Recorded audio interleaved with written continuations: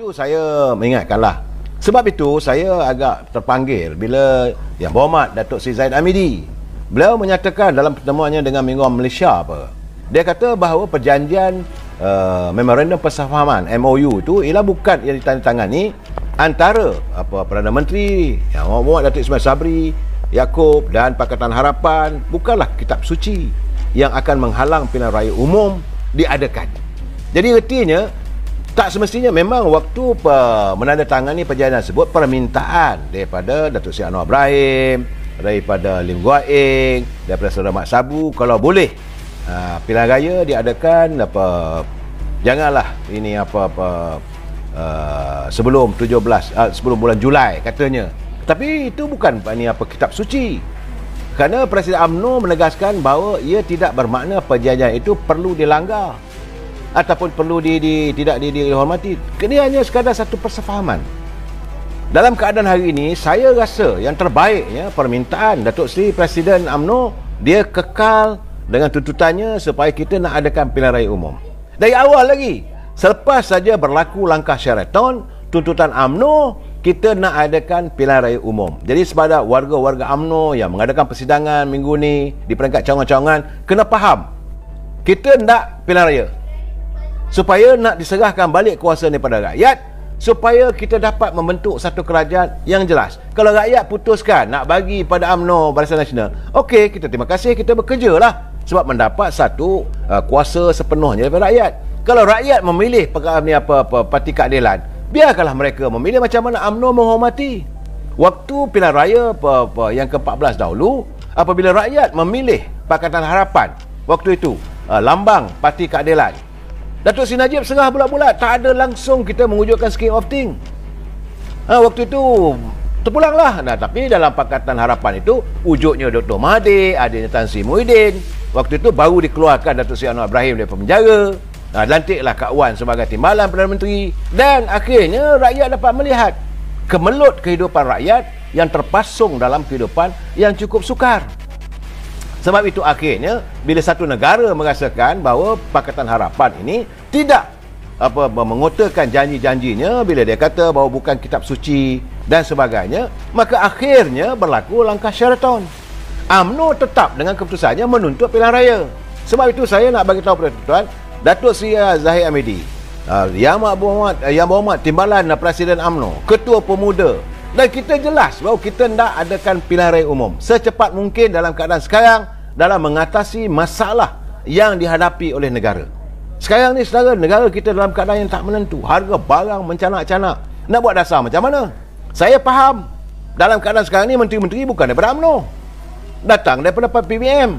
Perdana Menteri nak buat macam mana? Kalau Perdana Menteri pecat dia orang tarik sokongan, tergolek dok Perdana Menteri. Ini keadaannya. Jadi yang terbaik yang Amat Berhormat Datuk Seri Ismail Sabri terus teranglah, bersikap ikhlaslah pada rakyat. Yang terbaiknya adalah supaya serahkan mandat itu kepada rakyat. Sebab ini saudara kena ingat, saya dapatan daripada kenyataan daripada Afif Bahardin daripada parti PBM. Ini kenyataan yang tersiar dalam media sosial Malaysia Gazette. Melaporkan bahawa Parti Bersatu sedang berusaha untuk kembalikan Tan Sri Muhyiddin sebagai Perdana Menteri. Wow! Itu yang saya katakan, saya jangan lupa. Dah macam cerita filem Sanggam. Filem Sanggam dulu, I'll Come Back. Jangan lupa, waktu Tan Sri Muhyiddin keluar daripada anjung kuasa si Perdana, dia mengatakan, I'll come back. Ini sedang berlaku sekarang. Yang Amat Berhormat Datuk Ismail Sabri kena faham taktik, percaturan politik. Apakah kita masih lagi nak berada dalam keadaan abah kau? Ini keadaannya. Sebab itu gamaknya menteri-menteri daripada UMNO yang tak sedar diri, orang macam Adam Baba apa semuanya, bagaimana yang dilaporkan oleh media Johor kini. Saya terbaca tu yang saya marah sangat tu. Dia kata berilah laluan pada Tan Sri Muhyiddin untuk bertanding supaya UMNO tak ini menentang beliau. Mana boleh? Kita memang tidak bersama dengan PBM. Tidak akan bersama. Dulu, kini dan selamanya. Dan kalau sekarang ni dia nak jadi, Afif Bahardin kata nak jadi Perdana Menteri, kita pulanglah. Kalau rakyat sokong, kalau rakyat menyokong agar Tan Sri Muhyiddin dikembalikan sebagai Perdana Menteri, silakan. Lepas itu jangan marah ke UMNO lagi, jangan marah BN lagi, barang naik dan sebagainya. Kalau terkurung di rumah Macam itu hari, setahun setara, ekonomi merosot bagai nak rak. Sebab jangan lupa, ada lagi ancaman daripada COVID. Komorion tu yang saya umumkan tadi. Kalau ini berlaku, apakah rakyat akan dikurung lagi? Tak tahulah saudara dalam keadaan begini. Dan saya tengok, memang mereka daripada parti PBM masih lagi belum serik, kalah teruk di Melaka. Masih lagi bila saya dengar pula tu ini Saifuddin Abdullah, Ketua Bersatu Pahang, dia pula buat pengumuman bahawa Perikatan Nasional berasal untuk bertanding di kesemua 14 kerusi Parlimen dan 42 kerusi Dewan Undangan Negeri di Pahang pada pilihan raya umum ke-15 nanti. Jawapan saya mudah, silakan, tak ada masalah. Kita bukan boleh halang, dia nak bertanding lah. Begitulah hebatnya mereka sekarang ni. Jadi Tasimuddin ni macam orang merian lah nak balik jawatan tu. Lah dia pula berkata, sebab saya tengok kawan-kawan kita, saya tak mau sebutlah siapa pun, mengatakan bahawa mulianya hati Tasimuddin menyerahkan kuasa Perdana Menteri pada UMNO, pada Datuk Ismail Sabri. Tak mulia, beliau terpaksa diturunkan selepas tidak ada keyakinan daripada ahli-ahli parlimen. Itu pun Datuk Ismail Sabri dapat 114 itu kerana ada sokongan daripada ahli PBM. Sebab itu saya mengatakan kerajaan ini akan menjadi satu kerajaan yang rapuh. Dan terbukti hari ini Yang Berhormat Datuk Ismail Sabri tidak mampu untuk mengawal menteri-menteri dan terpaksa ikut. Kemudian kata begini ikut. Mungkinlah, saya tak tuduhlah saudara, tapi kita tengok dapatannya. Dan hidup rakyat sekarang ni amat tenat. Harga barangan, pengeluaran wang simpanan pekerja, Perdana Menteri kata begini, dia orang kata begini. Dan akhirnya diberi terkesan pada UMNO. Saya minta supaya warga Cinta Damai yang melayari internet saya ni faham bahawa UMNO sebagai parti, kita bukan dominan dalam kerajaan hari ini. UMNO cuma ada wakil rakyatnya. Dan wakil rakyat UMNO nak buat macam mana? Kerana setengah daripada mereka bergelar menteri sedap. Tak ada pilihan raya. Datuk Ismail Sabri saya tak tahulah. Jadi sebab itu saya dalam keadaan begini, saya amat memohon.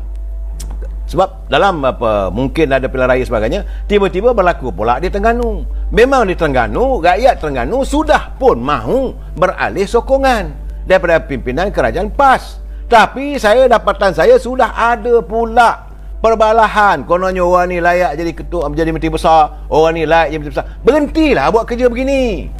UMNO tidak harus dilihat tamak kuasa. Pimpinan UMNO bukan itu matlamat. Matlamat kita mencari kuasa supaya rakyat percaya pada kita untuk kita memberi khidmat. Bukan nak jadi menteri besar.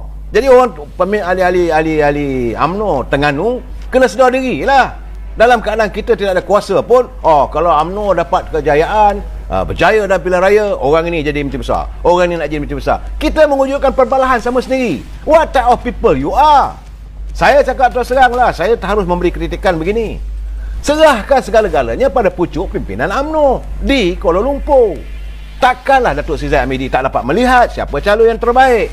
Yang kita, orang ni gini, orang ni begini. Dulu pun kita kalah kerana ni lah. Akhirnya rakyat yang sengsara. Saya marah kalau adanya perebutan kuasa yang akhirnya kesannya kepada rakyat. Itu yang saya marah. Hari ini apa nak jadi? Sebab itu saya berserulah pada teman-teman pimpinan UMNO di negeri Terengganu khususnya, elakkan perpecahan sama sendiri. Sepatutnya kita gandakan usaha untuk rapatkan perpaduan kita, dan kita harus merempuh halangan kali ini. Dan kena ingat, di Terengganu memang jelas kita tidak akan bersama dengan PAS. Itu memang jelas. Kumpulkan kekuatan, wujudkan perpaduan sama kita, dan insya-Allah kalau berjaya nanti serah pada Allah SWT. Saudara, jadi sekarang ni jangan lupa, banyak orang masih tanya-tanya lagi sama saya, wujudkan lagi Perwafakat Nasional ni. Saya kata dah tak ada dah. Tak payah nak bercakap soal Perwafakat Nasional. Sebab itu saya tengok ada kiriman daripada kawan saya, pelayarnya, Pamerah. Apa kata Pamerah? Kata Pamerah, Presiden PAS nampaknya semakin hari semakin merapu.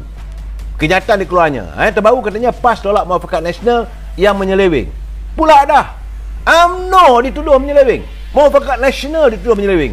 Tanpa Perwafakat Nasional, kau tak cium pun jawatan sebagai Duta Bertaraf Menteri. Tanpa Perwafakat Nasional, tak akan terlantiklah ahli-ahli daripada Parlimen pada PAS untuk jadi menteri. Ini apa yang ditulis oleh Pamerah pada saya tu, saya melihat Katanya ego hipokrit semakin ketara dipertontonkan kepada umum kelembagaan ini. Seolah tidak ada lagi mereka melihat, menyantuni dengan penuh hikmah. Kena ingat, muafakat yang dibina oleh UMNO dan PAS adalah nadi utama dalam usaha untuk penyatuan ummah. Yang lain Nabi itu tak payah bercakap lah. Saya dah letih nak bercakap. Jadi sebab itu saya kata jangan lagi kita nak membicarakan soal muafakat nasional. Sudahlah. Sebab hari ini yang kita nak santuni adalah kehidupan rakyat.